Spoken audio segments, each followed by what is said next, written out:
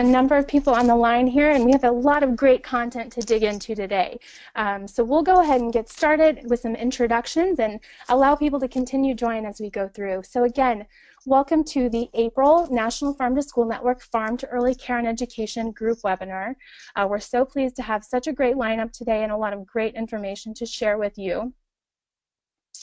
So to give you a little background, the goal of these quarterly webinars is to bring together stakeholders like yourselves in the farm to early care and education sectors to share information, resources, and experience to help elevate and advance farm to early care and education across the country. I'm Lacey Stevens, and I'm the Farm to Early Care and Education Associate for the National Farm to School Network. The primary focus of today's webinar is to lift up some early care and education organizations and highlight opportunities with those organizations at the state level for partnerships to advance farm to school and early care and education environments. So a few reminders as we're getting started here. Again, if you're having any technical issues, if your audio's having any troubles or any technical problems, please let us know through that chat box, and we'll try to address that and help you get back on board there. You'll also see in that side panel a question box. So as you have questions throughout the presentation, if you have questions for our presenters, comments or feedback, please put those in the question box, and we'll be able to answer those as many as we can as we can allow time for. Again, we have a lot of great content, and we would love to get your feedback and respond to your questions throughout the presentation. As I mentioned, the webinar will also be recorded. We'll make sure you all receive a follow-up email with that recording. And it will also be available in the National Farm to School Network resource database at farmtoschool.org. So be sure to check that out and share that with your networks. So let's move right into our wonderful content that we have available here. So just to walk through our agenda today, we're going to start the day. It's a great, exciting day for us at the National Farm to School Network. We are rolling out our first round of survey results from our Farm to School and Early Childhood Survey. So myself and our Communications Director, Stacy Malmstrom, will be discussing some of those survey results and provide you with some exciting ways to share those out to your networks. And then we'll move right into discussion around those early care and education organizations and opportunities for state-level collaboration. So today we have Holly Prestegard from USDA to discuss Child and Adult Care Food Program.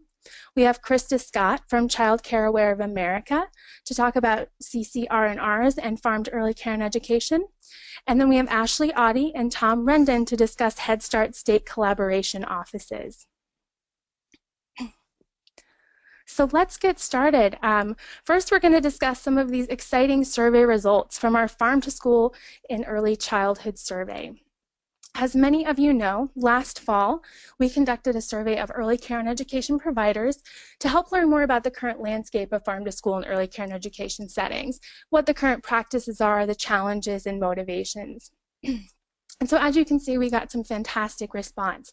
Almost 1,500 providers serving 183,369 young children from 49 states in Washington, D.C. And I have to thank all of you for your incredible efforts in sharing that survey out last fall. We got such great response, really thanks to your efforts. So this is really all a part of your work as well. So many thanks for that. And as you can see, we really have a lot to celebrate. 54% of those respondents are already integrating farm to school activities into their work. So we're already reaching a lot of children with these great benefits. And we also see a lot of opportunity and room for growth. So in addition to that 54% who are already integrating these activities, 28% plan to start farm to school soon. And we also have room for growth in that community and economic impact sector as well. So of those programs that are purchasing local foods, 74% anticipating increasing those local purchases. So we have a lot of opportunity here to reach more kids and more communities. So one area that really popped out and caught our eye from these results is the motivations and why teachers and caregivers are choosing farm to school. What we found was that 95% are choosing farm to school because it teaches kids where food comes from and how it's grown. 95% are choosing farm to school because it improves children's health. And 94% are choosing farm to school because it provides children with those vital experiential learning opportunities. So this is really echoing those benefits that we like to lift up and elevate: the impact on health and promoting those high quality educational experiences for children. So with that, I'm going to turn the session over to Stacy so she can talk a little bit more about these key messages that we identified from the data and tell you about the resources that can help you share out and lift up these results. So Stacy, I'm going to go ahead and turn this over to you. Thanks, Lacey.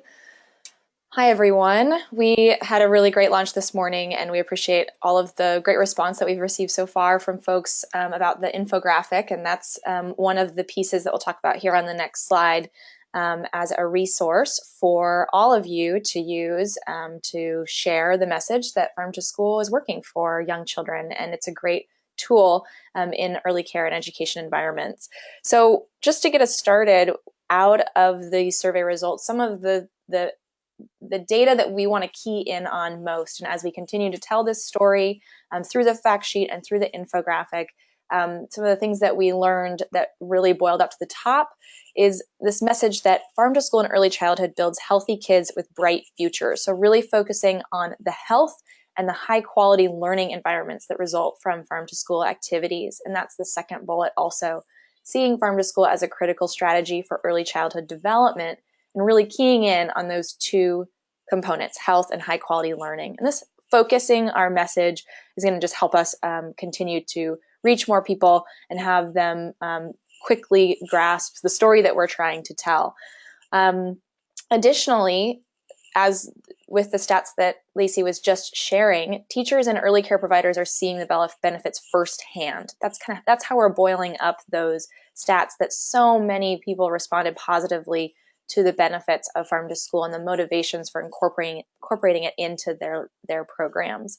So really relying on those folks who are the firsthand interactors with kids at this age and using that perspective as a way to tell the story of the value of Farm to School. Additionally, the idea that Farm to School is on the rise, we saw a few stats to show that story and show the opportunity for that in the future. And telling the story that Farm to School isn't just happening in wealthier schools or suburban schools, it's really happening everywhere across the country. And 40% of the sites that responded that are currently integrating Farm to School are currently serving low-income children. So that's an important stat to continue to tell the story that Farm to School reaches all students. And then lastly, we want to continue to tell the story that the National Farm to School Network and this group of farm to early care and education, farm to school and early care and education folks that you guys are all a part of, is really putting in the work to make it easier for teachers and earlier care providers to access these benefits. So those are our key messages as we continue to share the fact sheet and the infographic for however those are useful to you and your storytelling and your sharing of the opportunity around Farm to School. And then I will just move here forward and want to share that what we did today was we launched the infographic, a fact sheet, and some social media graphics through an outreach toolkit that many of you received an email from me this morning or would have seen our newsletter that went out. That monthly newsletter goes out to about 12,000 members of the National Farm to School Network, so we announced it there and featured it there as well. And we have an updated Farm to Early Care and Education webpage on our website, and there's the URL for that. Next month, we'll be launching the full survey report, so you can really dig into even more data, and Lacey is continuing to work on that report, and we'll be seeing that in mid-May, we expect. And then just also want to let this group know that we're doing a special training for all of our state and regional leads on Farm to Early Care and Education 101 as well, to continue that training of all of the Farm to School stakeholders that are already invested in Farm to School, educating them about what is unique about the ECE environment and how that's different and why it is a critical intervention strategy here as well. And then lastly, just on this short timeline, there's going to be a lot of information shared around Farm to Early Care and Education programming at the National Farm to Cafeteria Conference in Madison. So I always want to put a plug in there for that event, and registration is still open for that event as well. there's a track dedicated to ECE at the conference. So we hope to see many of you there. And then in terms of tools to help us spread the word, we would look to all of you to help us share that infographic on your different social media channels and on your website, and we're happy to help with that. We did put together an outreach toolkit, which is available on the website as well. And if you could tag us or use the hashtag farm to school in those posts, that would be great, so we can keep an eye on it and retweet you or help share that message even further.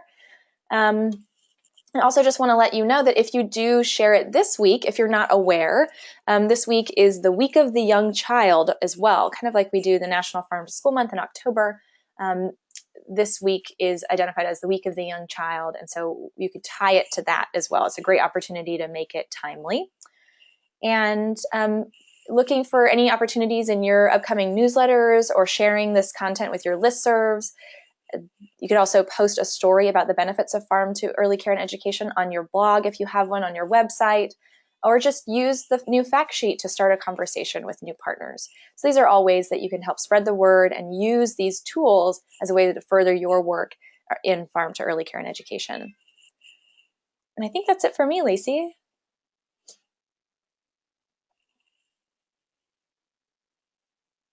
Great. Thank you, Stacy. We are so excited about these great resources and hope that you all will take the opportunity to take a look at those and share those with your networks as well. So we are now going to jump in to discussing a little more in depth some of these early care and education organizations and some strong potential state level relationships that can be built to further farm to early care and education. So we're going to get started today with Holly Prestigard. Holly is a nutritionist with USDA Food and Nutrition Service out of the Western Regional Office in San Francisco. Holly is the regional lead nutritionist for the Child and Adult Care Food Program. In this role, she provides nutrition, wellness, and community food system support to state agencies operating the CACFP. So with that, Holly, I will let you take over there, and thank you for being here with us. Thank you so much, Lacey, and good afternoon, everyone. It's a pleasure to be here with you all to talk about the Child and Adult Care Food Program and its link to farm to early care and education.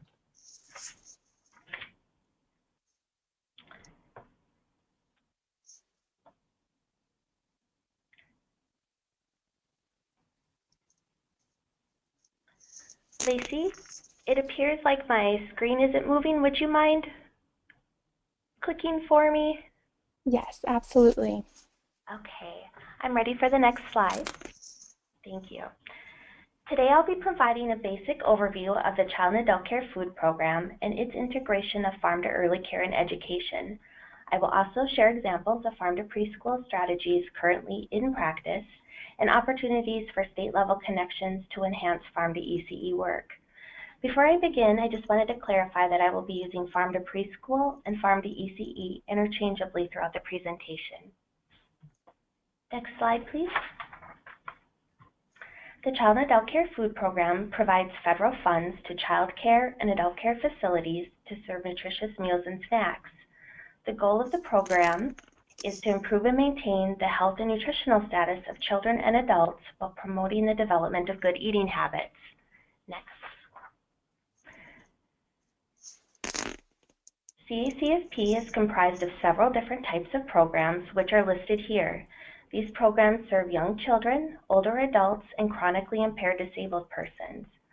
Our focus today will be on the early care and education population, which is primarily served by CACFP in family daycare homes and child care centers. Next. This slide depicts the structure of the Child and Adult Care Food Program, which is layered and a bit complex, so I'll do my best to give you a simple snapshot of the program. USDA's Food and Nutrition Service, or FNS, administers CACFP through grants to states. The program is administered within most states by the state educational agency. However, in a few states, it's managed by an alternate agency, such as the state health, social service, or agriculture department. At the local level, an institution enters into an agreement directly with the state agency to assume administrative and financial responsibility for CACFP operations. An institution can either be an independent center or a sponsoring organization. Institutions receive cash reimbursement for serving meals to enrolled children that meet federal nutritional guidelines. A sponsoring organization then goes one level deeper by entering into an agreement with a facility or site, which can be a center or daycare home. While centers have the option to participate in CACFP independently or through a sponsoring organization, daycare homes must sign an agreement with a sponsoring organization. So in other words, daycare homes don't have the option to sign into direct agreements with the state agency. Both centers and daycare homes must be licensed or approved to provide daycare services in their state. And Lacey, it looks like I'm able to drive now, so thank you for your help. Great, thank you. Each day, CACFP provides healthy meals and snacks to over 3 million children as part of the daycare they receive. These meals and snacks must meet federal nutrition standards of the CACFP meal pattern. Back in January 2015, USDA released a proposed rule to update the CACFP meal patterns to offer a greater variety of fruits and vegetables, more whole grains, and less sugar and fat. This is the first time CACFP meal patterns have been significantly revised since the program was created in 1968. So needless to say, we're anxiously awaiting the release of the final meal pattern rule. The new meal pattern is a provision of the Healthy Hunger-Free Kids Act of 2010, which also expanded the purpose of CACFP beyond just serving nutritious food.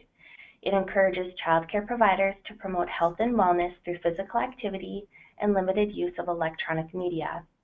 While physical activity and electronic media are not requirements of the CACFP, meaning they're not monitored, they are considered best practice and are encouraged. And this is where Farm to Early Care and Education links to CACFP. Farm to Preschool strategies support provisions of the Healthy Hunger-Free Kids Act and align nicely with the expanded purpose of CACFP to include a more holistic approach around wellness and healthy development. It is an agency priority to expand the USDA Farm to School model to preschool and ECE settings. This photo was taken during a visit by USDA Undersecretary Kevin Concannon to the West Seattle YMCA Preschool, which has a very robust farm to preschool program. And really, it's visits like these that make it clear that early childhood is the ideal time to establish healthy eating habits, and that farm to ECE works to help healthy habits take root early. The core elements of Farm to Preschool are twofold: local food and food education. Farm to Preschool works to connect early care and education settings to local food producers with the objectives of serving locally grown, healthy foods to young children and providing related educational opportunities. Local food sourcing in CACFP can come direct from a farm, through a distributor, food hub, farmer's market, food service management company, or a school, child care, or community garden. Farm to Preschool strategies offer abundant opportunities for food education activities in ECE settings, such as taste tests and cooking activities, gardening and garden-based nutrition education, and farm or farmers market field trips. And these activities really help connect kids with where their food comes from. And with the new CACFP meal pattern rule on the horizon, farm to preschool efforts can be key in increasing children's willingness to try new foods. In fact, farm to preschool is recognized by the CDC as a strategy to improve early eating habits and prevent obesity in early care and education. Next, I'll share a few examples of how CACFP state agencies are supporting the integration of farm to ECE strategies within CACFP. USDA's Team Nutrition grants provide technical assistance, training, and nutrition education resources for schools and child care providers, participating in child nutrition programs such as the CACFP. Shown here are a few 2015 state grantee recipients with farm to preschool related activities. Also through a grant from USDA Teen Nutrition, the Alaska Department of Education and Early Development, in collaboration with Cooperative Extension Service and the Farm to School program, created the Make It Local Recipes for Alaska's Children. Alaska found that with increasing the use of local foods, there was a corresponding need for recipes using Alaskan grown and harvested products that are less common in the lower 48, such as moose, reindeer, and caribou. The recipes provided in this cookbook are standardized and meet the portion requirements for both the National School Lunch Program and CACFP. And the cookbook is available online at the link shown. The California Department of Education offers Preschool Shine, a statewide recognition program that showcases the work of child care programs to promote the well-being of young children. The program consists of 10 elements that foster healthy habits during the early years of growth and development. And 2 of the elements are participation in CACFP and edible gardening. The goal of the program is to promote high-quality child nutrition and wellness environments by providing child care providers with coaching and targeted training in these areas. Washington State Education Agency offers a garden and nutrition workshop for CACFP providers called Planting the Seeds for a Healthy Future. The curriculum is provided in partnership with Seattle TILF and USDA Teen Nutrition. The workshop provides interactive learning activities for incorporating gardening and nutrition ed into child care facilities, and additional information and resources about the workshop are available on their website. The Washington State Agriculture Department also offers statewide farm to preschool resources and programming, as shown here. This is just a really nice example of 2 different agencies within the same state supporting similar efforts around farm to preschool. And again, these are just a few quick examples of how state agencies are promoting integration of farm to ECE strategies within CACFP. There are many, many more wonderful things happening at the state level throughout the country. Some state agencies have even incorporated farm to preschool strategies into their annual CACFP training for institutions. And it's this level of support and promotion that really helps child care providers and early educators bring the farm to ECE at the local level.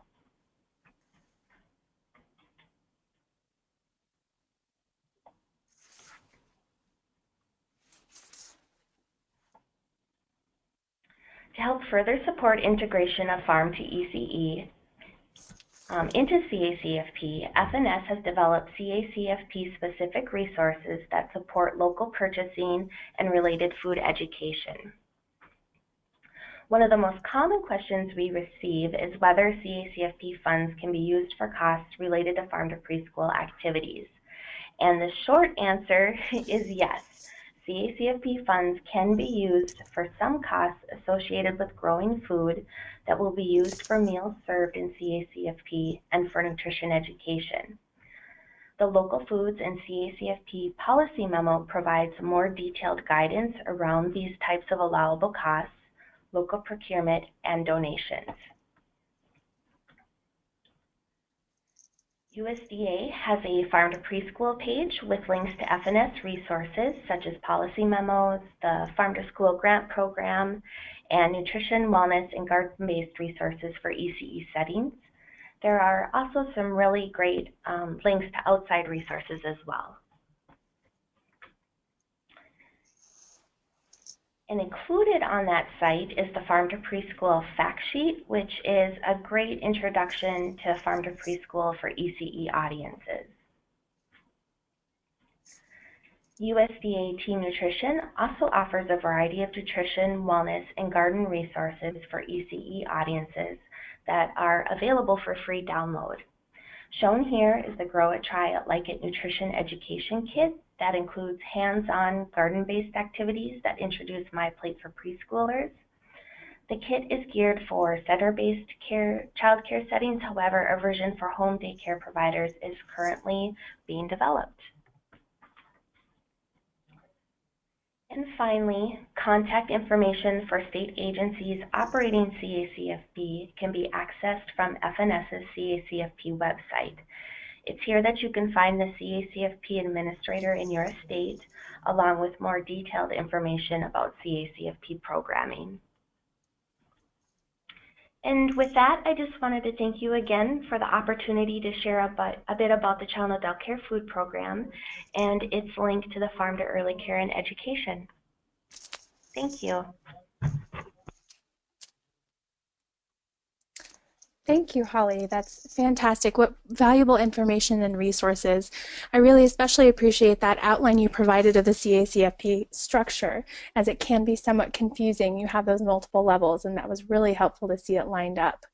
So if everyone has any questions for Holly, please feel free to put those in the question box there.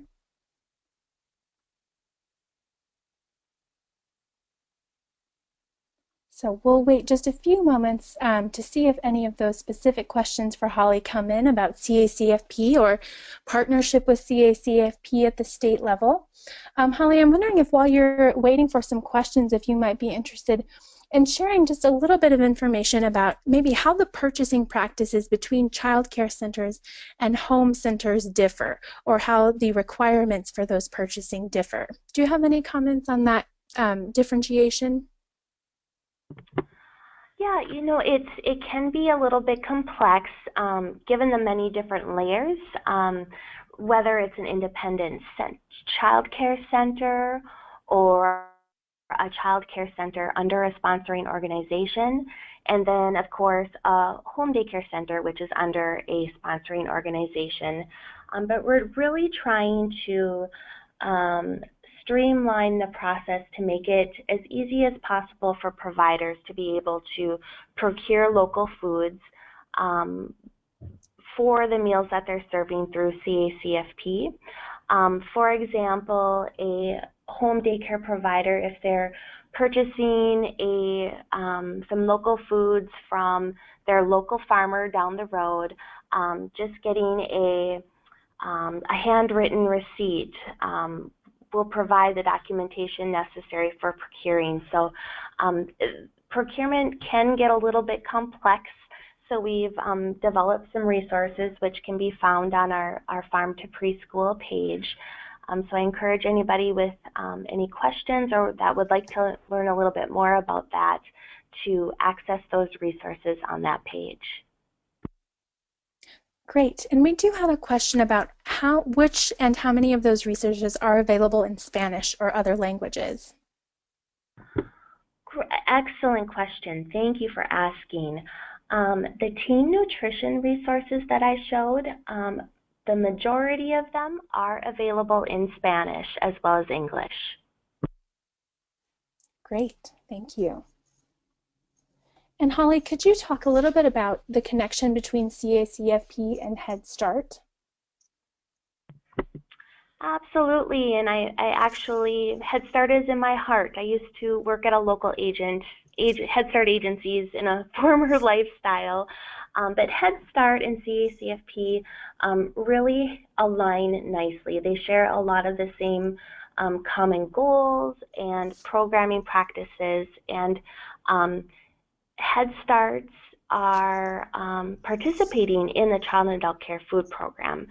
And so Child and Adult Care Food Program is administered through Head Starts, and for example, initiatives such as Farm to ECE is really a nice fit because Head Starts really want to incorporate the learning aspect into their programming. So helping children to learn where their food comes from and incorporating that into their entire daily routine from literacy activities to meal times. So there is a really nice connection there at the local level, at the state level, and at the region or national level as well. Great. That's wonderful insight on that connection. Could you tell us, Holly, how many meals per day CACFP provides for and how many snacks per day?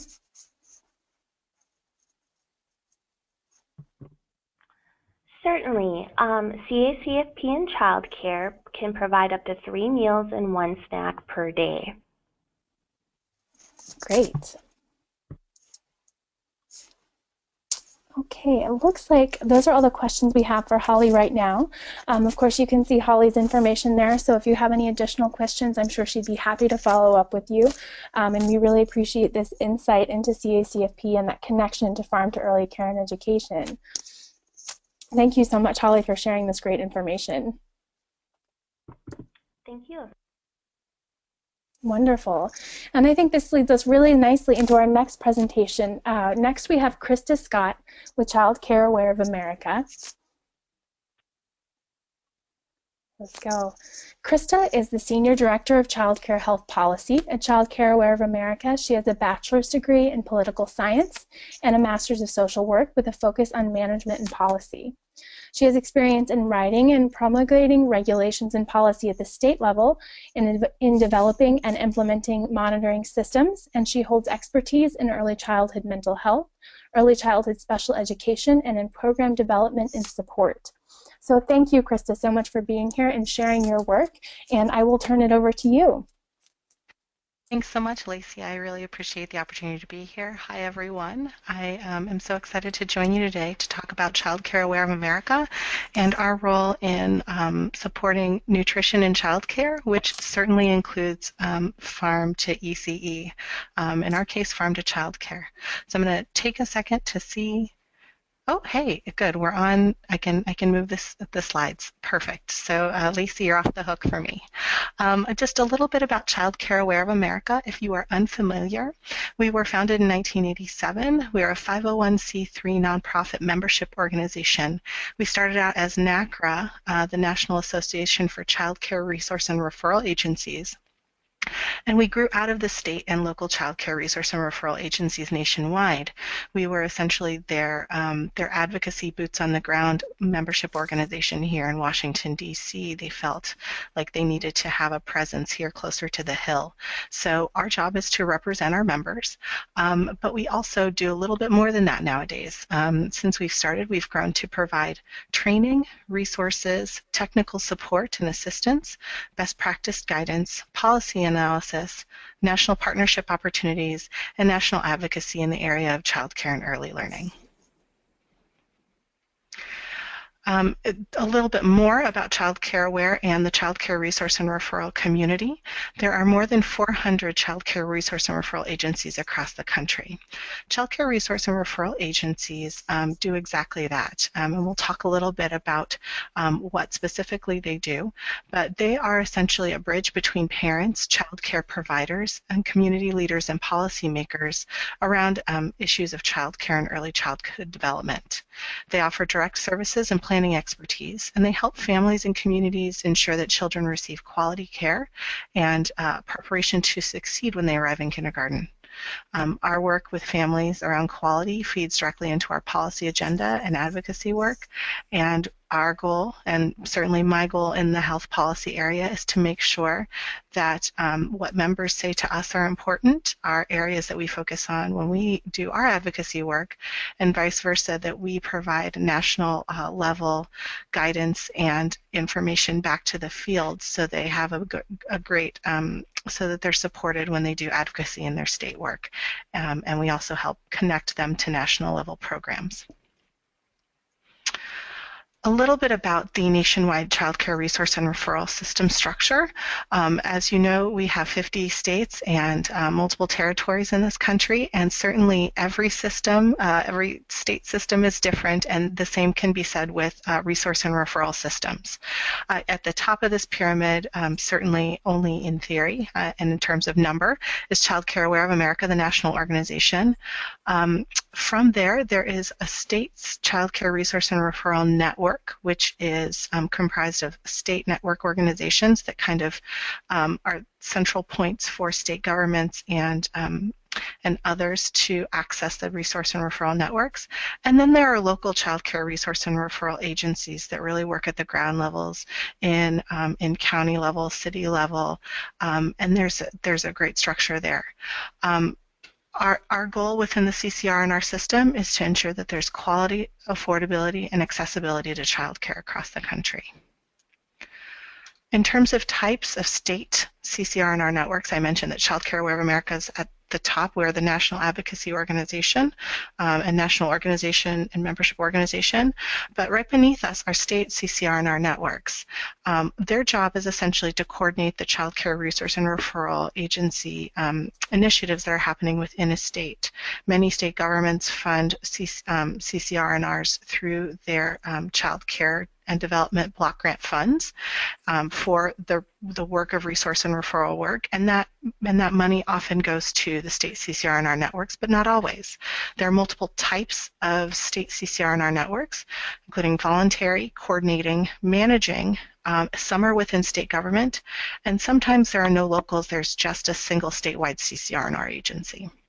So that's important for you to understand and know when you are approaching people in the child care community, in the resource and referral community for partnerships. You can access partnerships at many levels, and the level you might want to attempt to reach out to may depend on the type of network that you have in your state. The core services for child care resource and referral are one, core services for families. Our main goal is to help parents find childcare for their children and to support families to raise healthy children. The second is services to providers. We are responsible for providing training and technical assistance in CCR&R to help improve the quality of the workforce and thus the quality of childcare. And finally, we provide services to support communities. We do a lot of data collection for the states, and that filters up to Child Care Aware of America. We do a lot of reports that are based on the data that state resource and referral agencies collect so that we can document child care needs and trends, so that we can engage partners around the needs that the community is that surfaces through the data and through our partner engagement, and so we can really tell the story of child care. And these services are often overlapping, and there are core services. Local CCR&R services are engaged in a lot of work at the local level, and you can see here the majority of the work that we do in child care resource and referral is in provider training and technical assistance, provider training, parent referrals to child care settings, and consumer education, which is essentially helping parents understand what to look for and how to access quality child care. Things like what can you ask when you're in a child care setting, what more information should I have when I'm looking at a center, what should I be asking about in terms of health and safety, and pertinent to our conversation today, what information do I need to know about the nutrition in the child care setting I'm looking at, what kind of activities are they doing around food. So consumer education is a large part of what we do, and that's helping parents understand what they should be looking for in childcare. Just a little picture of our reach. We provide services to, I believe it's 99% of the zip codes in the country, but a lot of our services are in rural settings, 83%. Of CCR&Rs. This says 98% that we serve, CCR&Rs serve 98% of all U.S. zip codes. That was in 2012. Since then, it has increased to around 99%. So we have a good span of rural, urban, and suburban reach. So there's a lot of opportunity for partnership on the local level as well as at the state level. One thing that you may be familiar with is the reauthorization of the Child Care and Development Block Grant. That's that long acronym up there, CCDBG.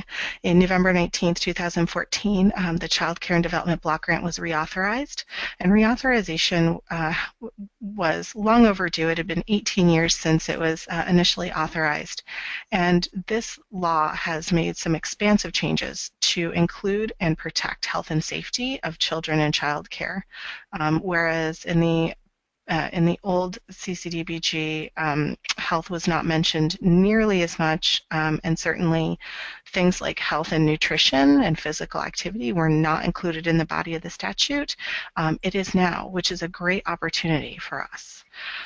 Not to get too technical or in the weeds, but there are certain requirements now in the law around health and safety that child care settings need to include in terms of training and in terms of health and safety requirements in their regulations, which is an opportunity because the resource and referral agencies are going to be supporting state governments in making sure that child care settings have health and safety requirements, that the health and safety requirements meet the regulatory requirements, and also making sure that that child care providers are trained and have the appropriate background in understanding the regulations and in terms of getting training that the law now requires. So you can see a lot of the new requirements are around things like medication administration, infectious diseases, but there's also some room around for training and support in allergic reaction and food emergencies. The other thing to note is that even though it's not in the must category, the law for the first time mentions that that states may require that programs have nutrition requirements and access to physical activity. So this is clearly an opportunity for those of us who are interested in improving the quality of meals and including farm to preschool to really push in and take advantage of the fact that the law and states now may be looking at nutrition as a way to sort of fulfill federal requirements in a new way. Just a little bit. So the Child Care and Development Block Grant is the federal law and statute. The Child Care Development Fund is the program that provides the money to the states. And each state has a plan, a CCDF plan, that they have to submit to the Administration for Children and Family that details how the program is going to implement the law. So as I mentioned previously, there are now there's a potential opportunity for room in working around nutrition, and it's clearly a space where child care resource and referral agencies are going to be able to provide technical assistance, training, and support to child care providers around new regulations that may come up based on this. And so states are going to be looking to figure out how to implement and how to do nutrition at a state level so that they can write it up in their CCDF plans and get essentially credit for that work at the federal level. I like to think about CCDF regulations and plans this way. The regulations and the state plan structure are the bones saying what a state needs to do in order to meet federal requirements, and the state plan is the muscle. So it's the picture on the right. It's showing how the state is meeting the CCDF stipulated requirements, the muscles of the plan that show how the work will be done. And when it comes to things like nutrition, CACFP is part of the partnership puzzle for child care resource and referral agencies, and farm to preschool is certainly another way that child care resource and referral agencies can show that we are doing work to improve nutrition and can help child care programs meet licensure regulations around nutrition requirements and also maybe even exceed them. Because there are these outside forces that impact plans, like funding and existing state regulations and policies, this middle piece, the political climate, existing partnerships and collaborations, and past and current advocacy efforts are so important in helping the state and helping others realize and identify that child nutrition is critically important. And so it's the ability for states to partner with child care resource and referral and other interested parties on programs like Farm to ECE that can really demonstrate how critical, as Lacey was mentioning earlier, the reach is there, the teachers and the families are interested and engaged. So how can resource and referral help to continue to spread the word to the child care providers as well as to the parents it reaches out to in its consumer education to let them know the benefits of Farm to ECE. Just some other pieces that might be helpful in thinking about when you're understanding the landscape of the policy landscape for childcare. There are now new requirements on pre-service training. So the child care workforce has to have pre-service and ongoing training on health and safety, which can include child nutrition, which is a great opportunity for Farm to ECE, CACFP, and Child Care Resource and Referral to partner to integrate the principles of Farm to ECE into training on health and nutrition that they do to child care providers.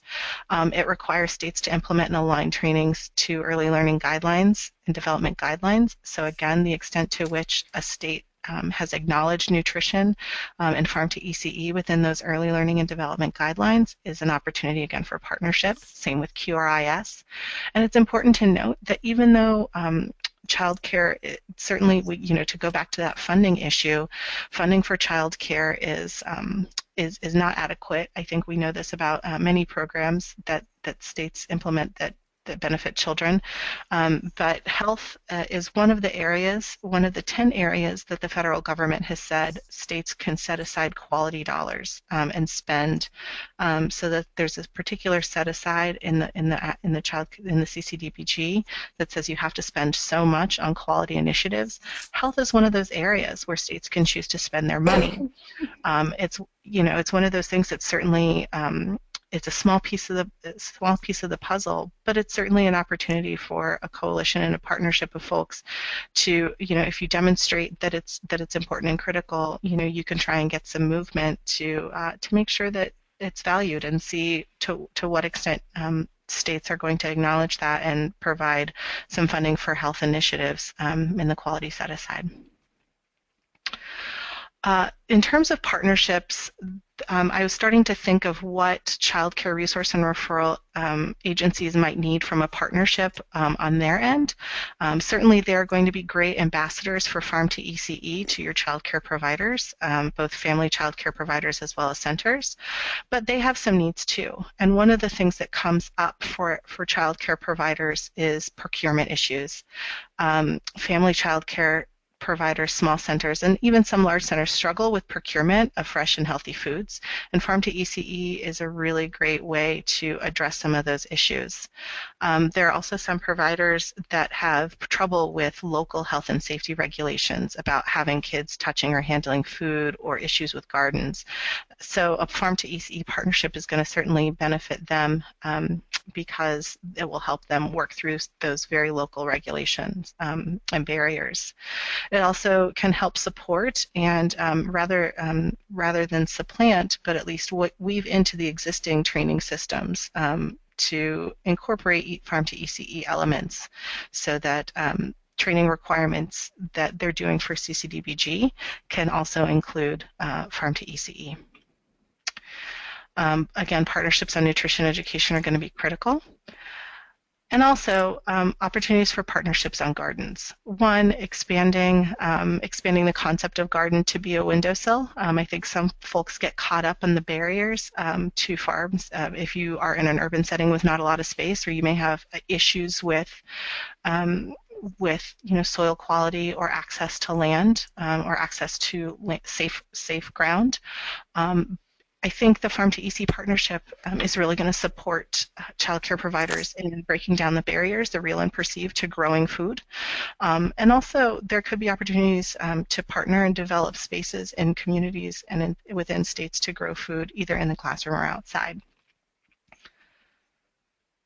And last but not least, it's going to help them meet or exceed state nutrition regulations, help child care programs meet or exceed QRIS, those best practice standards. It's going to connect our child care providers to lower cost healthy food options, and any assistance that they can get in navigating health code issues is greatly appreciated. It's going to connect providers with resources, which I think is what we all want to do, and most importantly, it's going to provide people with really great coalitions in terms of grant-seeking partnerships. And last but not least, I want to leave you with this slide. I think we can all agree investments in child health have the potential to repay current expenditures many times over, both by allowing children to grow up to be productive citizens and by improving the circumstances of the next generation. I really appreciate you guys hearing me talk about the Child Care Resource and Referral networks, and I look forward to your questions. Thank you so much, Krista. That's really fantastic information, and so interesting to hear those potential relationships and partnerships there. One question I have for you, I'm wondering if you could tell us what the timeline is on the CCDBG. How long has it been reauthorized for? Great question. Reauthorization is typically done with the intent of it lasting for the next 5 years. So we have a plan until it's essentially slated to be reauthorized in around 2019-20. But again, it will depend on Congress. Certainly the original authorization was not intended to last 18 years. In terms of implementing CCDBG regulations, states have submitted their plans and are supposed to be following those plans starting June 1st, with the exception of some provisions like the comprehensive background checks, which have been delayed a little bit because of the extreme burden and cost to states. So there are a couple little areas that are going to be phased in a little bit later, but June 1st is the go-live date for states to be in compliance with the reauthorized CCDBG. Great question. And could you clarify who the funding is specifically going to within the state to help implement those new regulations? Also a great question. So essentially the CCDBG allocation gets sent to a state at the lead agency, and every state has chosen a different lead agency. Some are in Department of Health and Human Services, some states have early childhood divisions, some are in the Department of Health. But regardless of which executive agency it sits, the CCDBG funds go to a lead agency, and the lead agency from there determines who will do the child care resource and referral work for the state. It's written into the law that states provide resource and referral, and so some states, as I mentioned, have in-house resource and referral. So Florida is a great example of that. Other states have contracts with a resource and referral program that is a nonprofit. Many of them are nonprofits that sort of manage the flow through at the state level to some local programs. Some just run all the resource and referral out of the state, but that's how it flows out from the federal government to the state to a CCR&R. Great. And can you tell us if state CCR&Rs work on state level policy? And if so, could they get involved in state level farm to EC policy efforts? Would that be a role that they could take on? They absolutely do. So depending on that state network, if it's managing, organizing, they play different roles. Managing and organizing, state networks are typically more the state policy folks, and then the locals feed into the state advocacy work. So typically that's where you would want to approach for state advocacy work. But yeah, they absolutely do work on state level policy and are absolutely critical to those discussions. Great. And do you have a reference website, or is it available on Child Care Aware of America, how folks can get in touch with those different CCR&Rs, whether it's their state or local entity? Does that contain a list and contact information for all of those? We don't. The best way to do it is to look either through your state lead agency's website will often have a link, or you can just do a search for resource and referral and your state, and that'll probably provide you the best information. Much faster than trying to navigate my website, which is a great website, but can be kind of tricky. Great, thank you.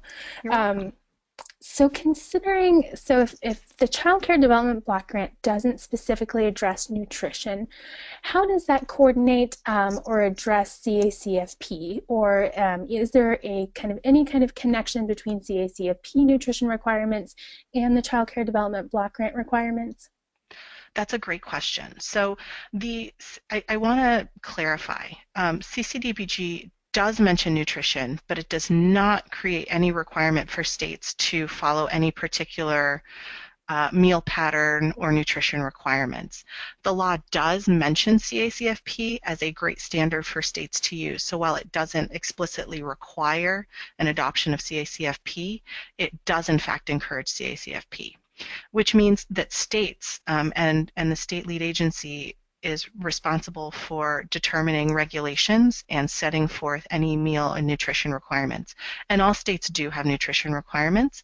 Most states do refer to and align with CACFP, in fact, for their nutrition requirements. So meeting CACFP standards for many states is the same thing as meeting licensure requirements.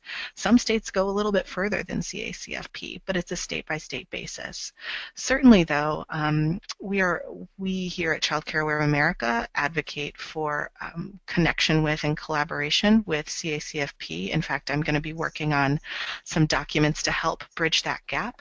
And we see CACFP as partners in ensuring that child care centers and family child care homes are meeting minimum standards for nutrition. I know there was another part to your question, but it's escaping me right now. I think you've addressed it there Okay, to discuss great. how CCDBG connects with the CACFP requirements. Great. That's wonderful to understand. Thank you for that clarity. Certainly. And do you see an opportunity to advocate for nutrition and physical activity to be a required component in the next reauthorization in 2020? And how do you see potential for people to be part of that advocacy work? Great question. First, yes, there will absolutely be opportunity then. We are hoping to raise the bar even more to get that may to a must and have it be one of those critical elements that states have to have requirements around. We're hoping, though, well, actually, we're not hoping. We know that there's going to be states do these statewide plans every 3 years where they tell the federal government this is how we plan to meet the requirements of CCDBG. And even though nutrition right now is a may, certainly at the state level, they can, it's states' discretion. So there's a lot of opportunity in the meantime for states to come together and in the next 3 years when they are writing their new plan, make sure that child care nutrition is included in the state plan to the federal government so that that may is really exercised so that there's a little bit more groundswell and evidence that it should be a must because most states are doing it. So I definitely encourage advocacy and partnership at the local level to make sure that the state administrator knows that good work around nutrition is going on and that people want to see quality nutrition standards exist in state regulations and that you want to see that work around that is prioritized in terms of the CCDF state plans that will be generated in another 3 years. Great. Sounds like another wonderful opportunity for that partnership on the ground. Absolutely. Well, thank you to the audience for all these wonderful questions. And thank you again, Krista, for sharing this great work. Again, Krista's information is on the slide here, so I'm sure she would be very happy to answer any questions you may have to follow up. And Krista, thank you again for this great work. We really appreciate your time and sharing it. My pleasure. Thanks for having me. Great. So moving on to our final presenter for the webinar. So next we will have Tom Rendon and Ashley Audie speaking about Head Start collaboration offices. Ashley Audie works for the Iowa Association for the Education of Young Children, where she coordinates the Teach Early Childhood Iowa Scholarship Program and the Iowa Head Start Association. Tom is the Head Start State Collaboration Office Coordinator for Iowa. He's a member of Iowa's Early Childhood Advisory Council and serves as Treasurer for the Iowa AEYC. So with that, I will turn it over to Tom and Ashley. Tom and Ashley, you should have control there, but let me know if I need to advance those slides for you. Great, thank you very much. Really appreciate being on the call. I'm going to turn it over to Ashley to get us started, and then I'll follow up toward the last part of it. Thanks, Tom. I'm going to give you all a little bit of context about how this partnership came to be. The Iowa Association for the Education of Young Children is a statewide nonprofit agency We are the state affiliate for the National Association for the Education of Young Children, otherwise known as NAECE. And what we really do is work on behalf of the early childhood education profession, meaning the folks who are working in childcare and preschool and family childcare homes. And we do a lot of professional development work with some contracts that we have here at our agency, and also through statewide events that we host. So we were approached by the W.K. Kellogg Foundation this winter to replicate some of the work of the Northeast Iowa Food and Fitness Initiative, and particularly around the early childhood piece. So I want to explain a little bit more about that to you, and then we'll sort of tie it back to our agency, and Tom will talk about how that fits in with Head Start. So the Northeast Iowa Food and Fitness Initiative, the crux of their initiative are around these 6 strategies for environmental change. And one of them is focused on early childhood, so really trying to reach children, as you all know, as you're involved in this work, and making an impact earlier and helping for a more significant change, shall we say, if we can reach kids earlier in regards to healthy foods and physical activity. So what they've done in Northeast Iowa around the early childhood piece of their initiative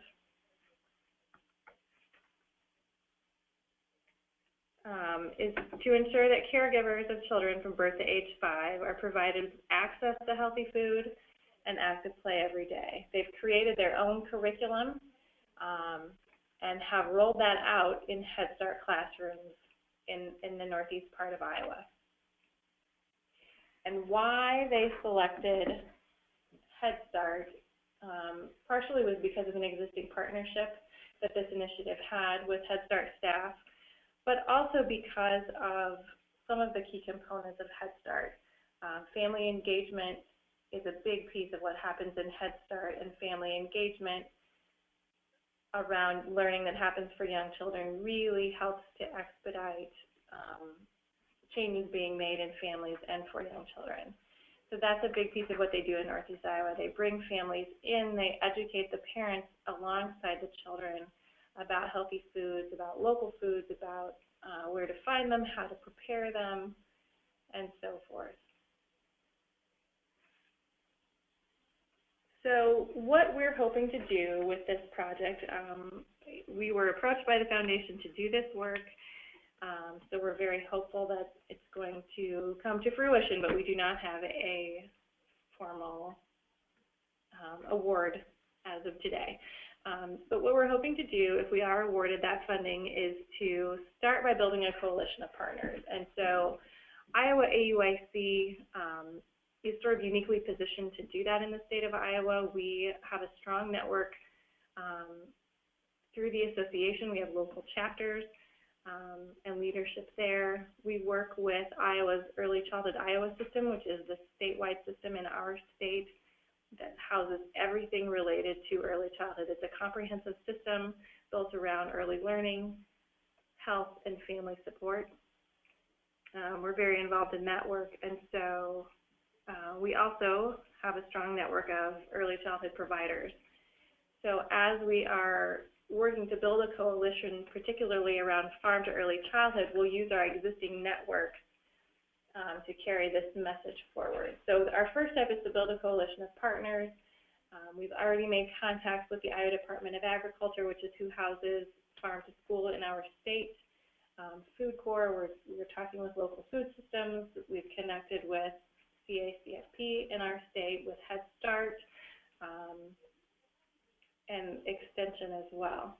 So after we have identified partners and built this coalition, we're going to use that coalition to identify some communities of readiness in our state. So some pockets where activity is already happening, where communities are ready to get on board and move forward.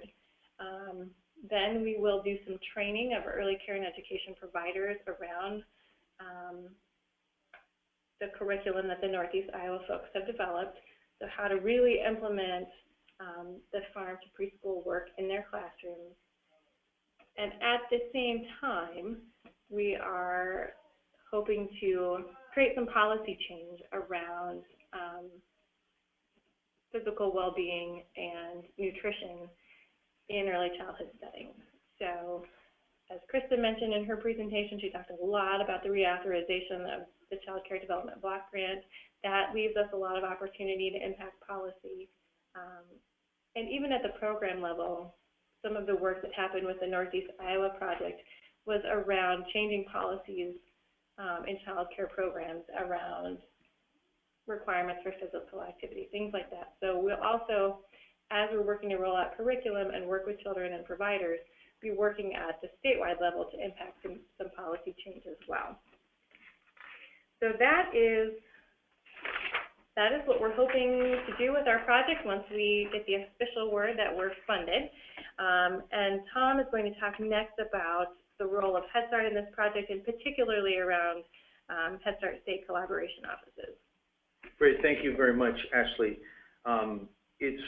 It's great to be on this webinar, and I really appreciate following some great presentations about CACFP and child care aware, and certainly all of the great work that's going on with the school to preschool initiative at NFSN.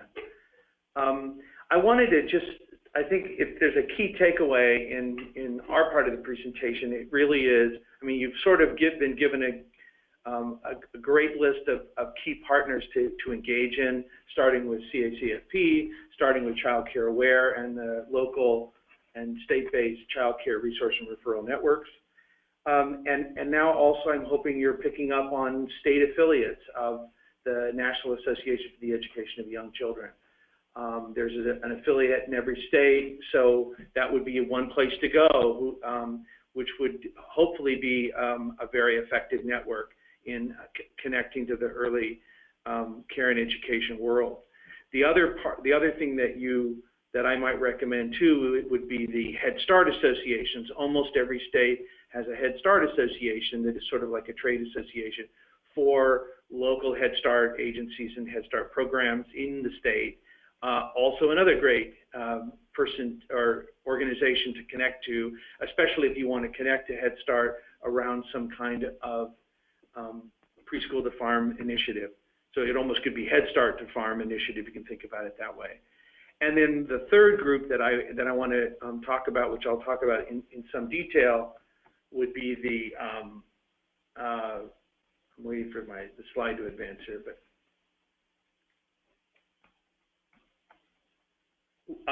would be the Head Start state collaboration offices. And there is one of these in every state. And at the end of the presentation, I'll show you a website you can go to where you can find who the Head Start State Collaboration Office might be in your state.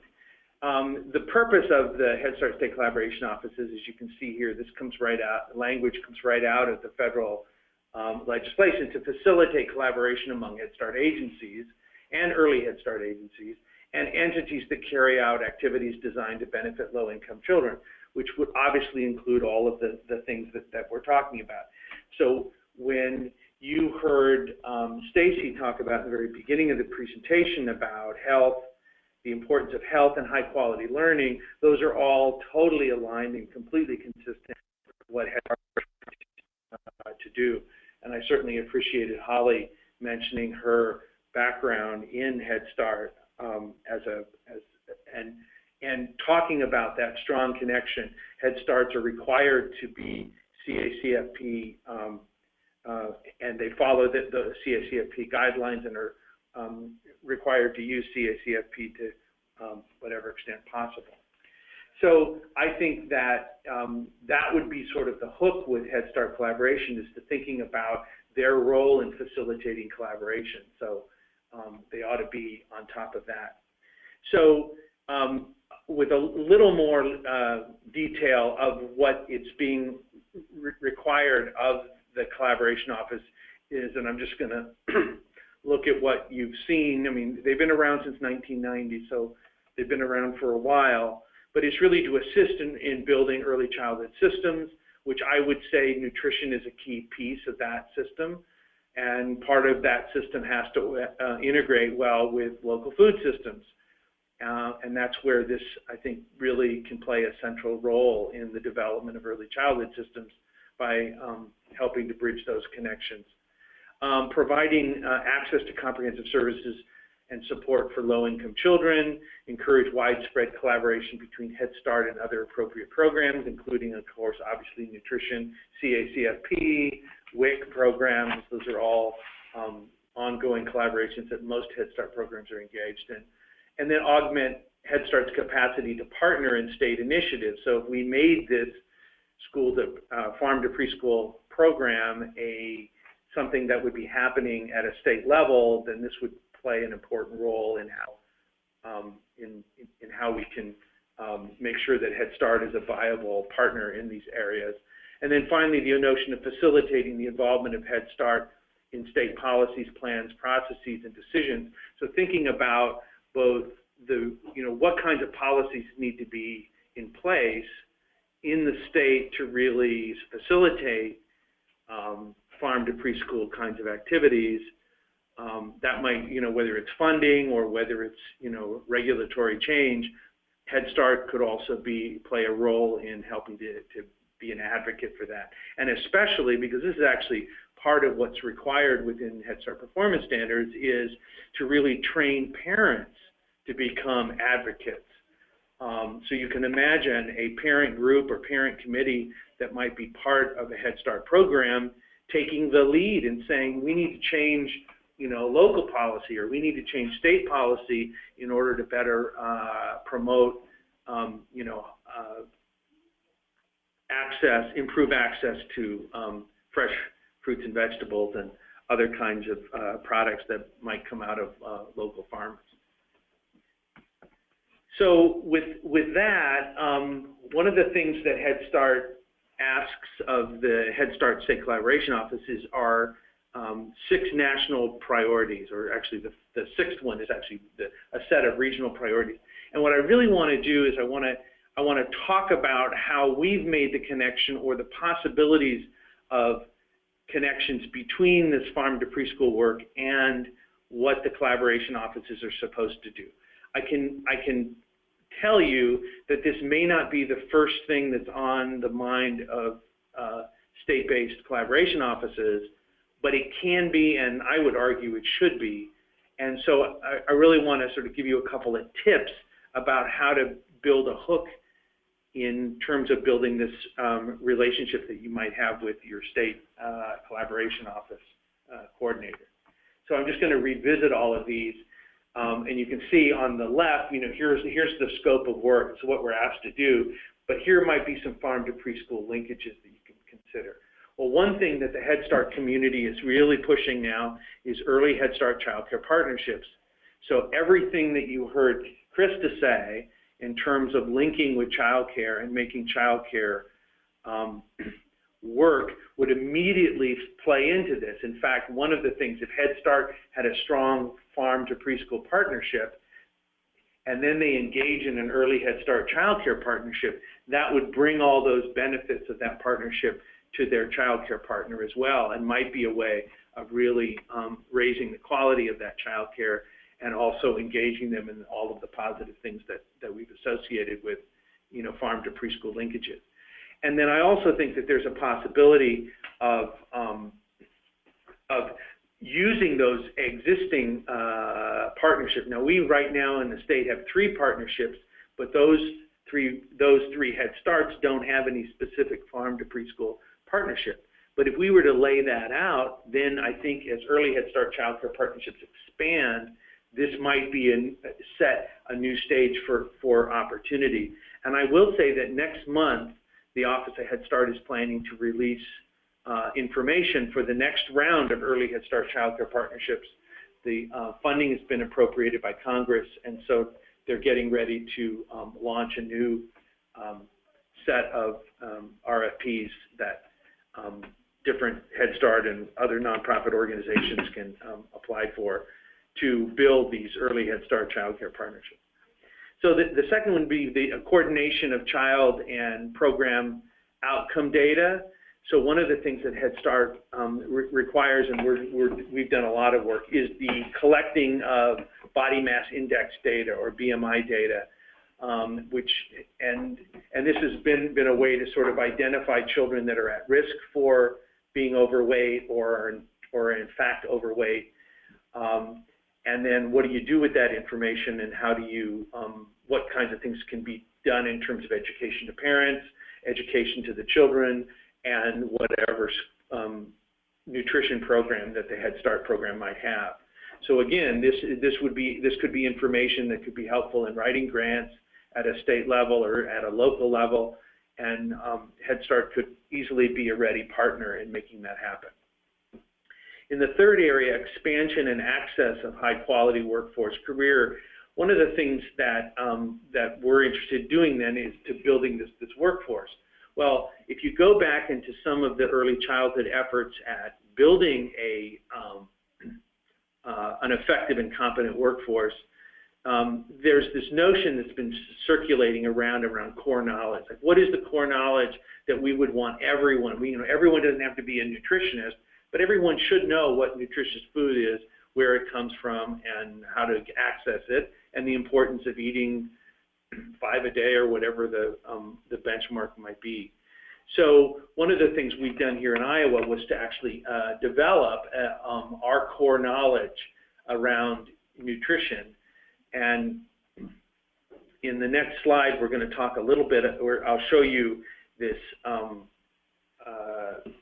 brochure we developed. It actually has a couple of, here it is, there we go. The 5 things you should know about early childhood nutrition. So proper nutrition is important for children's health, growth, learning, and development. Breastfeeding is recommended form for feeding infants. Typical eating habits vary from child to child. Families should eat together as much as possible without the interference of technology and media, and healthy habits start young. So I'm sure those are messages that everybody can get behind. So part of what we're trying to do within our early childhood professional development system is really push these key sort of learning areas or key competencies, key knowledge, core knowledge elements, and push them out into all of into the training and professional development systems that educate the early childhood workforce. So thinking about the role of the collaboration office and helping with those early childhood systems, asking where are the competencies around nutrition. Every Head Start has to have a certified nutritionist approve its menus. So there's an automatic effort by the part of Head Start to make sure that they have access to that kind of competency. But really, this is such basic knowledge that everybody should do that. So working with some of your early childhood professional development system might be another place to go. If you want to just see this or access it yourself, I do have at the bottom of the screen the URL to access this core knowledge. And I just went, okay. So Holly mentioned, or not Holly, but Krista mentioned a little bit about QRIS systems or quality rating and improvement systems. So one of the things, I'll just give you an example of what's going on in Iowa. We're in the midst of some recalibrating of our quality rating system, and they've added the knapsack, and nobody's mentioned knapsack yet, but I will. It's for physical activity, self-assessment, childcare. It's focused on policy changes at the local level. So again, the extent to which Head Start's participating in those QRSs, into the QRIS, they can get additional credit or additional indicator of quality is the extent to which they've actually engaged in the knapsack. So the knapsack includes an infant feeding self-assessment and a child nutrition self-assessment. So it would be asking questions like, our program offers fruit, or our program offers vegetables, or offers dark green, orange, red, and deep yellow vegetables. So Our program offers high-grain foods. Our teachers praise children for trying new or less preferred foods. Teachers incorporate planned nutrition education into their classroom. Teachers talk with children informally about healthy eating. So if you can see that what we've done is it's an example of what I think Krista was talking about when she said using QRIS as a way to actually drive quality within the child care system. This has already happened, or at least these are not yet official within Iowa, but they're under development. It's one of the current considerations. So that would also offer an opportunity to connect on the nutrition level. Working with school systems is another area. So to me, one of the things we're beginning to explore is where are farm to school partnerships existing, and if we have a Head Start program that's at a district or is collaborating with a district preschool or is some way have some kind of relationship with that school district, perhaps the ones that already have farm to school built in, we can just simply extend that and ask the question, so is that early childhood education setting part of that? I mean, can they actually participate in it in the same way? So another place where a collaboration office might be of help. And then in our region anyway, being from Iowa, we're in Region 7, which includes Nebraska, Missouri, Kansas, and Iowa. They've asked us to focus on family and community partnerships as well as health, mental health, and oral health. So obviously that's the health piece of everything that fits underneath that. And I work with the Iowa Head Start Association to do annual gatherings of our nutrition and health coordinators. And at our last gathering, we actually had a presentation from the Northeast Iowa Food and Family. So those are other possibilities. And then, of course, also partnership facilitation with WIC and the State Child Care Advisory Council, which is another way to connect with the CCDBG. And then thinking about other community organizations that Head Start can work with. So those are the kinds of things I would be interested in looking at as a collaboration office and saying, how can Head Start be part of slow movement organizations or other kinds of local food systems organizations. So those are just a couple of ideas about how we've done it in Iowa and how you might do it. Here's a way to get in contact with both Ashley and myself. And then this last link at the bottom, which I think we're going to try to make available to you, is if you want to contact your local state collaboration office, there is the link right there, and it takes you to a map, and you just click on whatever your state is, and it'll take you to that information. So anyway, thanks again for this opportunity, Stacy and Lacey, and I think we'll be open for questions or wrap up. Fantastic. Thank you so much, Tom and Ashley. It's a really great insight into both of your organizations and those potential partnerships. And I really appreciate that detailed overview of the connection between specifically those Head Start collaboration offices and the connection to farm to preschool. Fantastic insight. So we are coming up on the end of our time here, and I want to make sure that we end on time for you. I want to thank our presenters for sharing all of their great work. In our follow-up emails, we'll make sure that they have links that they've shared and the information that they'd like to share. And we'll also follow up offline if there are any questions that we didn't get answered here. So please feel free to connect with any of us with any additional questions to follow up. So many thanks to all of you for being here and attending. Following the webinar, once you close out of the webinar, a survey will pop up. It's just very brief, 5 questions. We would love to get your feedback on what you thought worked for the webinar and what you'd like to see in future webinars. So we appreciate your time in providing that feedback. I also want to mention our 8th National Farm to Cafeteria Conference coming up. If you haven't yet registered, we would love to have you join us in Madison. We'll have a lot of wonderful farm to early care and education content. And of course, we'd love for as many of you to join us and help continue to build this movement and share your knowledge and experience at the conference as well. I'd also like to mention our next Farm to Early Care and Education group webinar scheduled for Wednesday, July 13th. So please mark your calendars for that. Again, many thanks to all of you for taking the time to be here. We look forward to hearing from you with your feedback, and also please feel free to reach out to us at any time if there's anything we can do to continue to support your work in farm to early care and education. Finally, don't forget to spread the word about these fantastic infographics and fact sheets that we have coming out from our survey results that can really help lift up your work in farm to early care and education as well. So with that, we'll wrap up today. Many thanks to all of you, and we look forward to seeing you in July.